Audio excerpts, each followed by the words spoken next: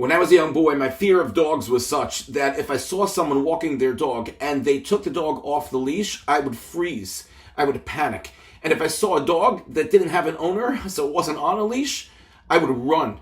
And one time I ran and the dog started to chase me all the way to my house. And I just luckily slipped in. And a half an hour later, I came out of my house and I was hoping that the dog was gone after looking through the window.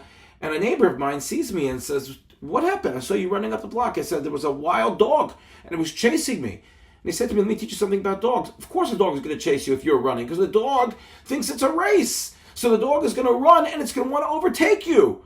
If instead you just stay calm, the dog will just pass you by. Nothing will happen. The image of a person being chased appears twice in our Parshas Ki Savo.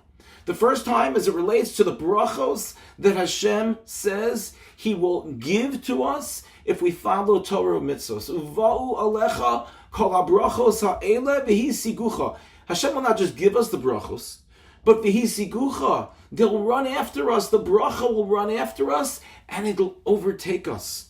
The second time the idea of a chase is mentioned is really the converse. That if we don't follow the path of Hashem, then the klalos lo aleinu, the curses, would Rahmana litzlan overtake us. The Degel Machane Ephraim suggests that there are situations in life where we don't realize that there's bracha that is chasing us, because we don't recognize what bracha is. Sometimes we run away from something that may really be good for us, even though it may not appear that way at the moment, or we may not be prepared to see that it's good for us at that moment.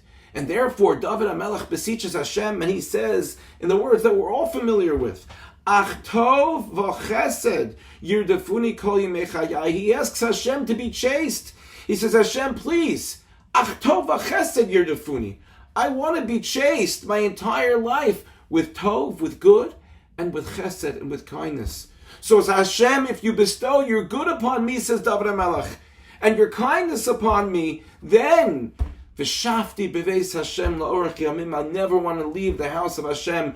We too, as we stand in the middle of Elul, or towards the end of Elul already, we begin Slichas Motzei Shabbos. We too would like to dwell in the house of Hashem Kavyachol. We want the brachos that Hashem has bestowed upon us to be recognized, to be appreciated, so that we can be zocheh to a coming year of bracha from HaKadosh Baruch Hu as well. May we be zocheh that when we are chased in life, that we're chased by Hashem's brachos, that we're able to recognize what's good for us, and that we're able to appreciate Hashem's bracha and be zocheh to eventually be overtaken by that bracha throughout our lives, to fulfill the words of David HaMelech.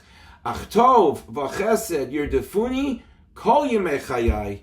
May we all be zocheh de v'shafti beveis Hashem la'orech yamim, a long life, a ksiva v'chasima tova, and a good Shabbos.